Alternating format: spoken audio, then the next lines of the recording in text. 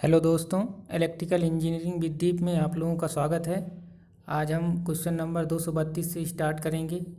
तो दोस्तों, अगर आप वीडियो को देख रहे हैं तो लाइक ज़रूर करिएगा। तो चलिए शुरू करते हैं वीडियो को। क्वेश्चन नंबर 232 से, what is the characteristics impedance Z0 of A line having resistance R, inductance L, capacitance C and conductance G।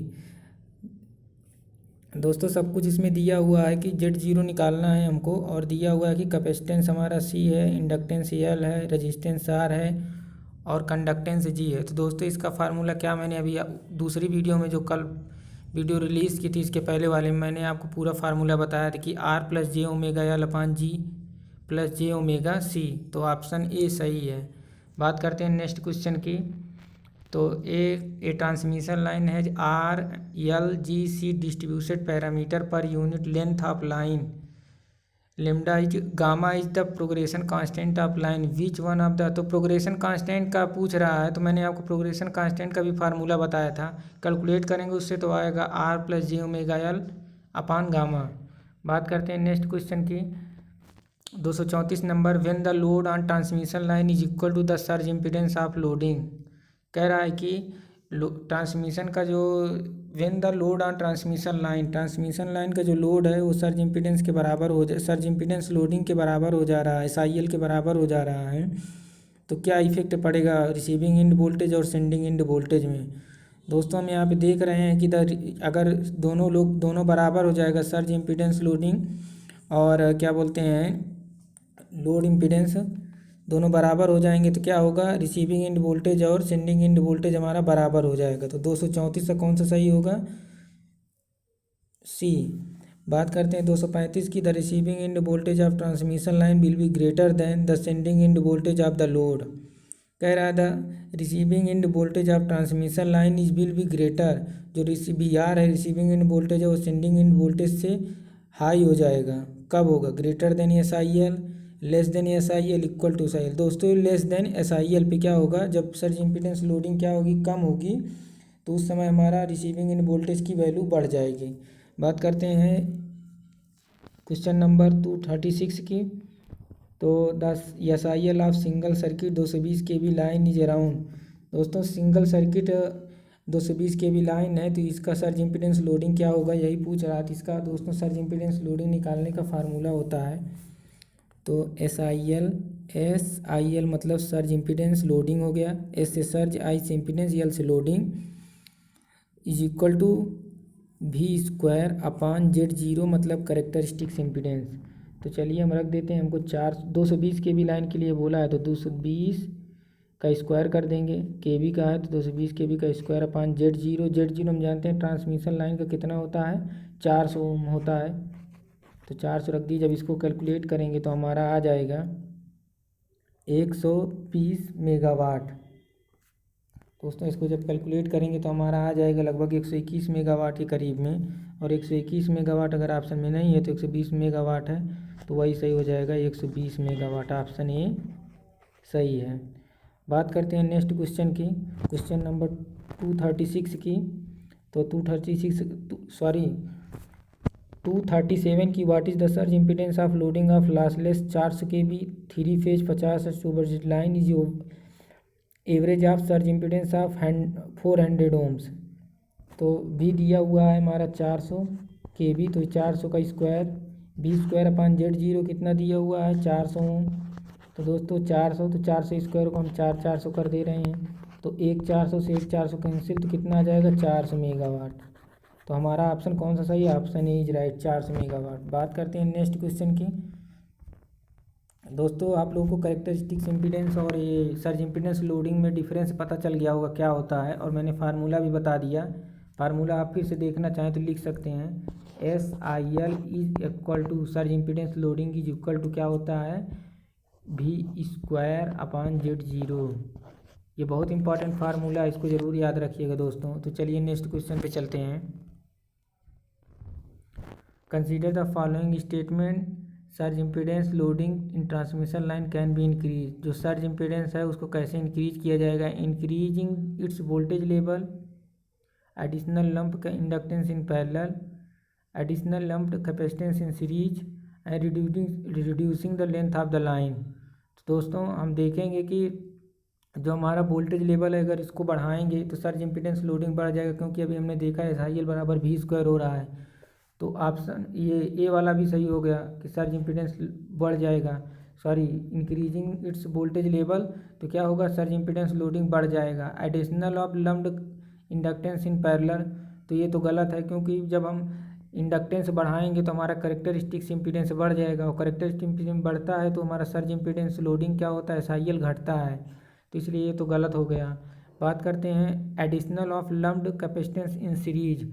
अगर हम सी को देखें तो करेक्टरिस्टिक्स इम्पीडेंस जब निकालते हैं तो √L/C होता है। अब सी बढ़ेगा तो जेड क्या होगा, घट जाएगा, जेड घटेगा तो SIL क्या होगा, बढ़ जाएगा, तो तीसरा सही है। Reducing the length of line, तो लाइन से कोई मतलब ही नहीं है, तो इसका मतलब क्या होगा 1 और 3, तो ऑप्शन ए इज राइट। समझ में आ गया होगा ये क्वेश्चन, कई बार पूछा गया है, इसको आप लोग देख लीजिएगा। तो चलते हैं नेक्स्ट पे।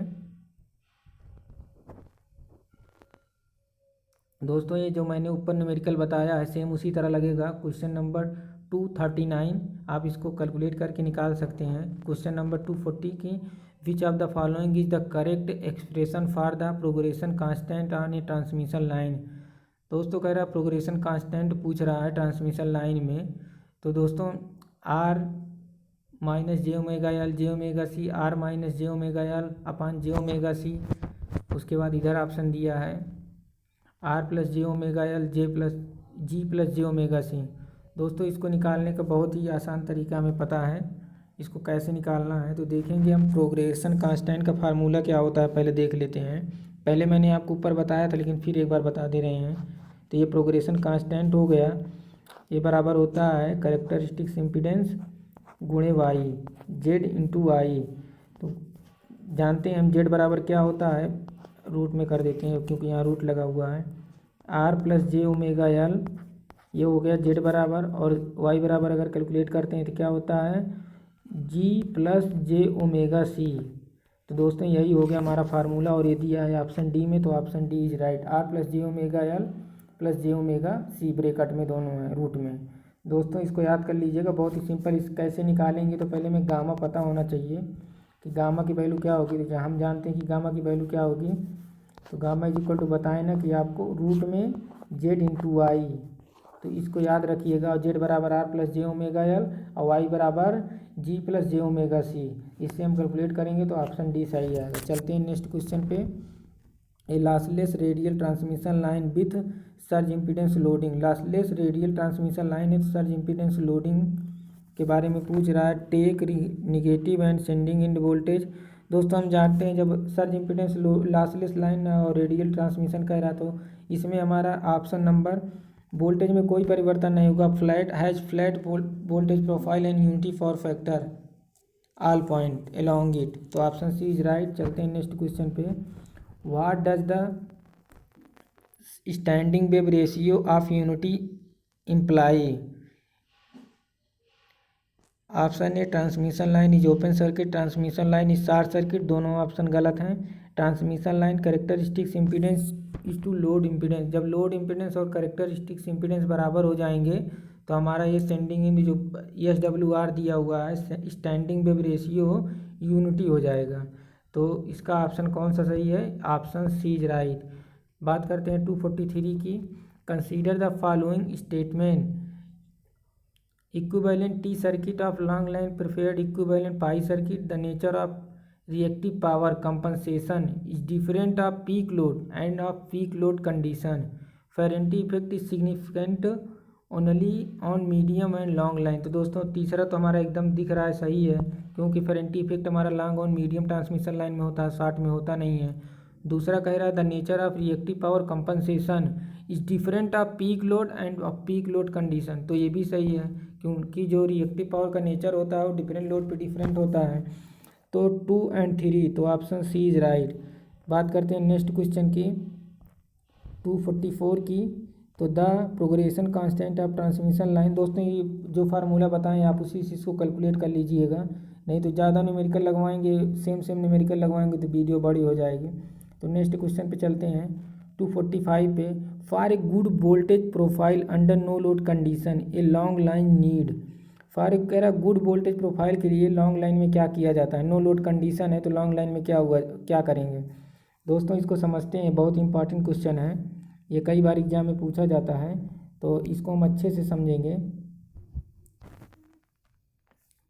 तो कह रहा है गुड वोल्टेज प्रोफाइल के लिए नो लोड कंडीशन में और लॉन्ग लाइन है। तो दोस्तों नो लोड कंडीशन है और लॉन्ग लाइन है तो कैपेसिटिव इफेक्ट होगा, जिससे सेंडिंग एंड वोल्टेज क्या होगा, ज़्यादा हो जाएगा और रिसीविंग एंड वोल्टेज क्या होगा, कम हो जाएगा। तो हम क्या करते हैं इसमें, अगर नो लोड कंडीशन है तो इसका और लॉन्ग लाइन है तो इसका मतलब इसमें क्या होगा, फेरेंटी इफेक्ट होगा। फेरेंटी इफेक्ट कब होता है, लाइट लोड या नो लोड लॉन्ग लाइन में या मीडियम लाइन में। तो दोस्तों जानते हैं, तो कैपेसिटिव हम जानते हैं फेरेंटी इफेक्ट को समाप्त करने के लिए क्या करते हैं, हम शंट रिएक्टर यूज करते हैं। तो यहाँ पे कौन सा ऑप्शन सही होगा, shunt reactor at receiving end. तो shunt reactor at the receiving end, option B is right. दोस्तों शंट कंपनसेशन हम प्रयोग करते हैं नो लोड कंडीशन में। ठीक है, ये क्वेश्चन बहुत इंपॉर्टेंट है, इसको याद कर लीजिएगा।